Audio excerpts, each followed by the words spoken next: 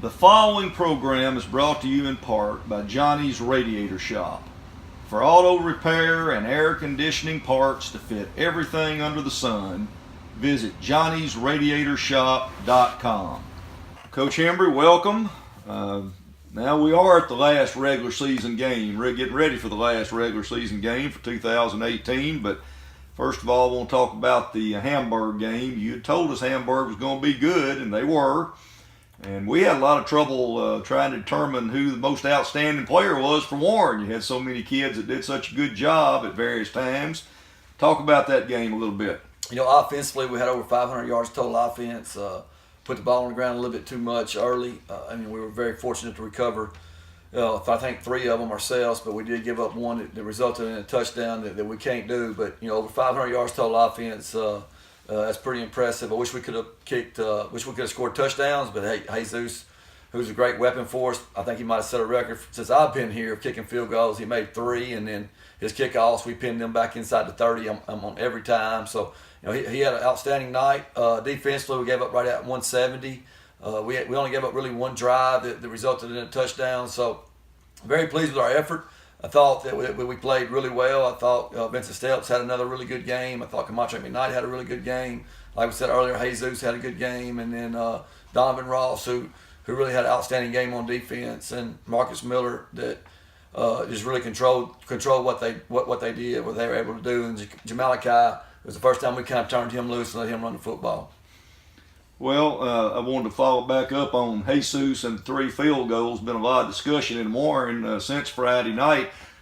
Been a long time, if ever, since a Warren kicker probably kicked 3 field goals in one football game. Yeah, I didn't know. I figured it probably was. It was just a deal where, we get inside of 10, we couldn't score, and he was able to come in and knock them in. And, he's a great weapon for us. Well, and as you said, did a good job on the kickoffs, too. Really and of course, job. Your coverage was also quite good on that. So, like I said, we had a lot of trouble trying to determine who the most valuable player of the game was because so many kids did so many good things in that game. So, big win. If I understand right, that does solidify the number 1 seed for us. Is that correct? Yes, and it guarantees us, if we're able to win at least 2 home games in the playoffs, but number 1 seed, and then we still got a chance to. We have to win Thursday night to win the conference outright, but we got at least a share of the 8-4A conference. Well, let's go ahead and talk about this. It's Helena-West Helena? Is that correct? I think they combined that. Central. Combined all that together, and that's who we will play. I want to remind all of our fans, this is Thursday night, right? December 1st, this coming Thursday night at 7 o'clock at Jim Hurley Jr. Stadium. So another home game, but on a Thursday night.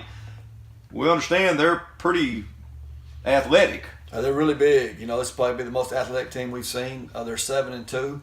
They lost 20-12 to Dumas, and Dumas is right now sitting here at 8-1, and then Hamburg, who's also 7-2, they lost I think 34-32 somewhere around there, a 2-point game, but extremely fast, huge. They're really big up front on both sides.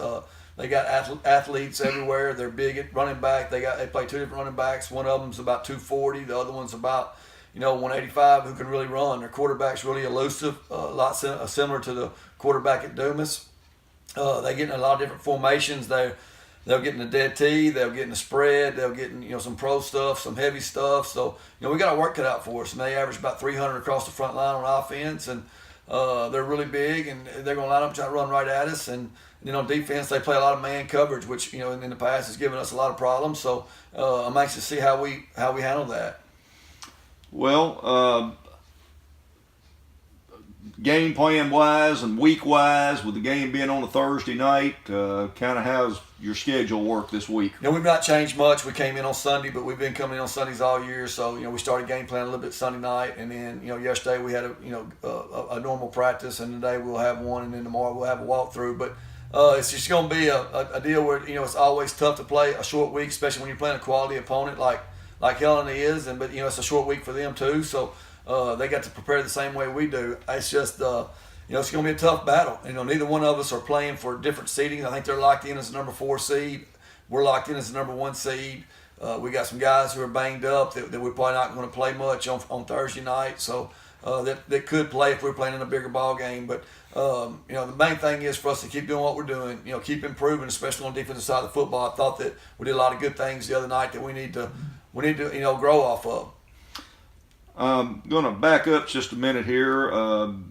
Last night, Monday night in Pine Bluff, you had a junior varsity game, which Right. you haven't had a lot of junior varsity games over the last few years, but did have this one scheduled, and I was able to go up and watch. But talk about that just a minute. You look like 9th graders and 10th graders primarily that you had out there. Mostly. We were, numbers wise, it hurts us not being able to play JV games. So when we moved our 9th graders up, we had a good 9th grade class, so we decided to put them together with our sophomores and a few juniors and go play Pine Bluff. We didn't take all the sophomores. The sophomores that were starting, we didn't take, but the ones that didn't start, but we competed well. Got beat 18-16 by a Pine Bluff team and had chances. We had chances. They kick not really an onside kick, but a squib kick that they recovered with about 3 minutes to go in the game that kind of put it away. But I was really pleased with our effort. I thought our kids played extremely hard, and we got a lot of we haven't watched film yet. Some of our coaches have. I've not watched it yet, but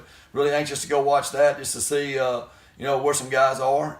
We know that junior high group is they went undefeated, and then we put the sophomores with them. It gives us kind of a sneak peek in a little bit for next year. Okay, well, let's just in our last few seconds here. I know you don't like to get ahead of yourself. We got one more game to play, obviously Thursday night, but as you said, the seeding is already set, at least for the Lumberjacks. Playoff-wise, and how the brackets are set up, kind of where does this put us at this point?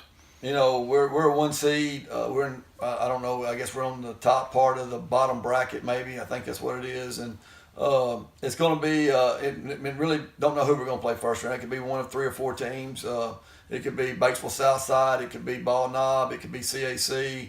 It could be Lone Oak. So it could be a lot of different people. Every conference is that way. If you look through it, besides our conference, there's a lot of Bauxite Nashville are playing in the 7-4A.